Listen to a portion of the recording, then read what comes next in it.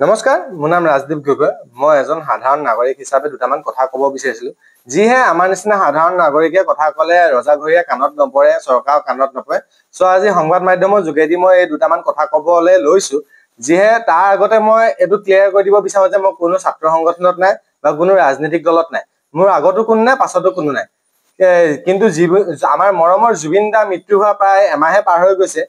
মানে একো উচিত তদন্ত নোপোৱা দেখি মই দুটামান কথা ৰাখিছো, নিজৰ মনৰ কথা মই আপোনালোকক ক'ব বিচাৰিছো যে আমাৰ জুবিন দা মৃত্যু হোৱাৰ পিছত যোনখন পোষ্টমৰ্টম ৰিপৰ্ট আহিছিলে, সেইখন ছিংগাপুৰখন আমি চবে পালো, কিন্তু আকৌ সেইখন ভুল হৈছে বুলি কৈ জিএমচিত আকৌ নতুনকে আপোনাৰ পোষ্টমৰ্টম কৰা হৈছিলে। সেই ৰিপৰ্টখন যে মুকলি কৰিব বুলি আমি চবে আশা কৰিছো।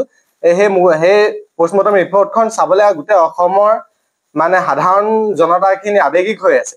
এতিয়া যিহে চৰকাৰে হওক বা বিপৰীত পক্ষই হওক, দুয়োটাই নিজৰ মানে ইটোৱে ইটো গাত মানে বোকা চেতিয়া ৰাজনীতি কৰি আছে, যোনটো আমাৰ নিচিনা সাধাৰণ মানুহবোৰ সহ্য হোৱা নাই। যিহে জুবিন গাৰ্গক আমি বহুত ভাল পাইছিলো, আমাৰ অসমৰ এজন বহুত ডাঙৰ সম্পদ আছিলে।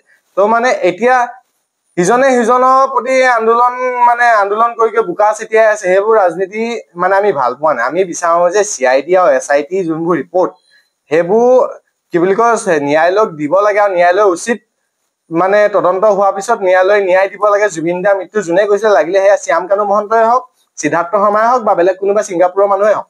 এতিয়া যিহে মানে সেই বস্তুখিনি আমি বিচাৰি আছো, এতিয়া চৰকাৰে সেই বস্তু দিয়া কেলে আমি বুজি পোৱা নাই। এতিয়া চৰকাৰে কৈছে, কোনোবাই কৈছে আমাৰ দলে ন্যায় দিব, কোনোবাই কৈছে ন্যায়ালয়ে ন্যায় দিব। আমি চবেই জানো যে ন্যায়ালয়ে ন্যায় দিব। তাত আকৌ কোনোবা বিশেষ ৰাজনৈতিক দল এটা এইটো ক'লে নহব যে আমাৰ চৰকাৰ থাকিলেহে ন্যায় দিব পাৰিব। এইটো এটা ভুল ধাৰণা।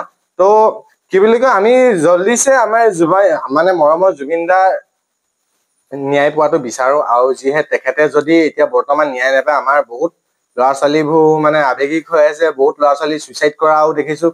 কিছুমানে দলঙৰ পৰা জঁপিয়াই চুইচাইড কৰিছে, কিছুমানে মানে কৰবাত নিজকে মাৰিছে, হেৰি কৰিছে। মানে বহুত এইবোৰ নহবলগীয়া কাণ্ড হৈ আছে। এতিয়া ৰৈ ৰৈ বিনালে চিনেমাখনৰ অহা আগতে যদি ন্যায় পায় জুবিন দা, আমি বহুত সুখী হ'ম। আমাৰ এইটোৱে চৰকাৰক অনুৰোধ আছে, আৰু SIT আৰু CID টিমটোক এইটোৱে অনুৰোধ আছে যে জল্দিছে সেই আপোনালোকৰ যোনখিনি তদন্ত ৰিপৰ্টছখিনি, সেইখিনি উচিত ন্যায়ালয়ত দিয়া যাওক।